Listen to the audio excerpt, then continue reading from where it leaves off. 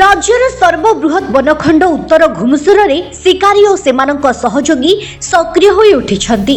गत किछि वर्ष मध्य वनखंड में हाथी समेत अन्यान्य वन्यजंतुक संख्या वृद्धि पाइथिबा बेले एमानक उपरे शिकारी लोलुप दृष्टि पड़िछि।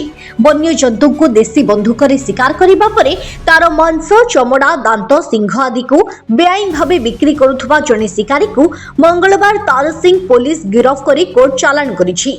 गिरफ अभियुक्त जनक हेले बुरुडुपल्लीर सोनिया मल्लिक।